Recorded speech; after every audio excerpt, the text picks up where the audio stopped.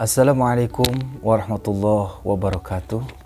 Bismillah, alhamdulillah, wassalatu wassalamu ala rasulillah wa ala alihi wa sahbihi wa mawalah. Amma ba'du, saudaraku, hari ini kita akan mempelajari tentang definisi Al-Quran secara istilah yang akan dikemukakan oleh 3 pendapat. Yang pertama, menurut Syekh Muhammad Khudari Baik. Beliau mengatakan bahwa Al-Qur'anu huwal lafzul arabiyyu munazzalu ala Muhammadin sallallahu alaihi wasallam litadabburi wa tadhakkuril manqulu mutawatiron wa huwa ma dafatainil mabdu'u bi suratil Fatihah wal makhtumu bi suratin Nas. Al-Qur'an adalah firman Allah yang berbahasa Arab yang diturunkan kepada Nabi Muhammad sallallahu alaihi wasallam untuk dipahami isinya dan selalu diingat. Yang disampaikan dengan cara mutawatir, yang ditulis dalam mushaf yang dimulai dengan surat Al-Fatihah dan diakhiri dengan surat An-Nas. Seperti kita ketahui, wahyu yang pertama itu tentunya adalah surat Al-Alaq, tetapi di dalam penulisan Al-Quran, surat yang pertama itu adalah surat Al-Fatihah. Kemudian menurut beliau, Al-Quran itu akan mudah untuk difahami dan mudah untuk diingat. Memang di Indonesia khususnya dan umumnya di negara-negara muslim lainnya, itu banyak sekali anak-anak yang usia 4 tahun, usia 5 tahun, mereka sudah bisa menghafal Al-Quran. Ini bukti bahwa Al-Quran itu mudah untuk diingat. Yang kedua, menurut Syekh Subhi Salih, Quran adalah huwal kitabul mu'jizul munazzalu ala nabi sallallahu alaihi wasallam al-maktubu fil masahif al-manqulu alaihi bitawatturil muta'abbadu bitilawati. Al-Quran adalah kitab Allah subhanahu wa ta'ala yang mengandung mukjizat yang diturunkan kepada Nabi Muhammad sallallahu alaihi wasallam, yang ditulis dalam mushaf-mushaf, yang disampaikan secara mutawatir dan bernilai ibadah membacanya. Nah, ini dari pengertian menurut Syekh Subhi Salih itu hampir sama dengan Syekh Muhammad Khudari Baik, tetapi lebih kepada beliau itu menambahkan bahwa membaca Quran itu adalah akan mendapatkan nilai ibadah di sisi Allah Subhanahu wa taala. Ini sesuai dengan beberapa keterangan yang mengatakan bahwa ketika kita membaca Bismillahirrahmanirrahim misalnya, itu 19 huruf, maka kita akan mendapatkan 1 huruf dikali 10, yaitu 190 pahala dari Allah Subhanahu wa taala. Itu baru membaca basmalah, belum membaca ayat-ayat yang lainnya. Maka di sini kita harus meningkatkan bacaan kita, bacaan Al-Quran setiap hari, minimal 10 ayat ataupun semampu kita. Karena kita membaca Al-Quran itu akan bernilai ibadah.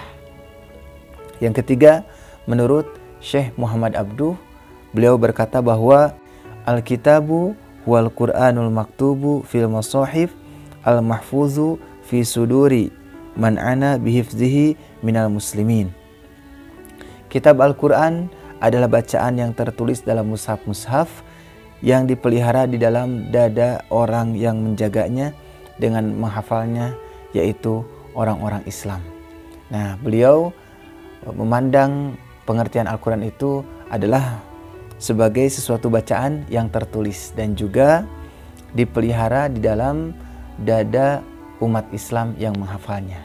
Maka di sini juga anjuran kepada kita untuk menghafal Al-Quran, dan insya Allah hafalan Al-Quran itu akan dijaga, akan dipelihara oleh Allah di dalam dada-dada manusia.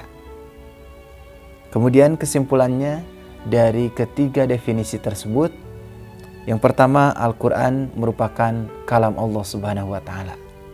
Yang kedua, Al-Quran berbahasa Arab. Yang ketiga, Al-Quran diturunkan kepada Nabi Muhammad SAW.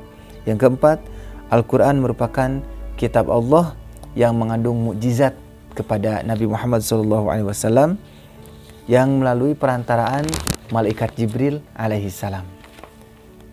Yang selanjutnya, Al-Quran itu disampaikan secara mutawatir atau berkesinambungan. Al-Quran merupakan bacaan mulia yang membacanya itu merupakan ibadah. Quran ditulis dalam mushaf dan juga diawali dengan surat Al-Fatihah dan diakhiri dengan surat An-Nas. Quran senantiasa terpelihara kemurniannya dengan adanya sebagian orang Islam yang menjaganya dengan menghafal Al-Quran. Demikian penjelasan tentang definisi Al-Quran menurut istilah dari 3 pendapat. Selanjutnya tentang nama-nama Al-Quran. Menurut buku Kementerian Agama Republik Indonesia, di sini dicatat di mata pelajaran Al-Quran Hadis ada 5 nama-nama Al-Quran. Yang pertama yaitu Al-Quran. Ini sesuai dengan surat Al-Baqarah ayat 185. Syahrul Ramadan allazi unzila fihil Qur'an. Kemudian yang kedua adalah Alkitab. Nama Alkitab ini terdapat dalam Quran surat Al-Baqarah ayat kedua. Zalikal kitabu la raiba fihi hudal lil muttaqin. Kemudian yang ketiga, nama lain Al-Quran adalah Al-Furqan, yaitu pembeda. Karena para ulama menjelaskan Quran itu sebagai pembeda mana yang hak dan mana yang batil. Ini sesuai juga di dalam Quran surat Al-Furqan ayat pertama, Tabarakalladzi nazzalal furqan. Kemudian yang keempat, ada nama lain Al-Quran adalah Az-Zikr, yaitu pemberi peringatan. Ini juga sesuai di dalam Al-Quran yang terdapat dalam surat Al-Hijr ayat 9. Inna nahnu nazzalna dzikra wa inna lahu lahafizun. Allah menyebutkan nama Al-Quran dengan nama Az-Zikr. Kemudian yang terakhir, yang kelima adalah At-Tanzil. Ini juga terdapat dalam Al-Quran surat Asy-Syu'ara ayat ke-192. Wa innahu latanzilu rabbil alamin.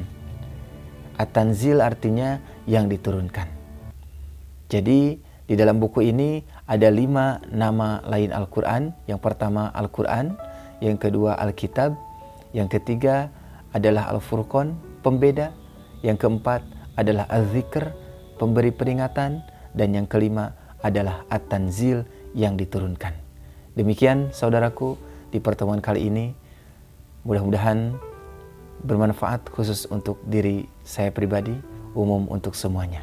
Wallahu a'lam bishawab. Assalamualaikum warahmatullahi wabarakatuh.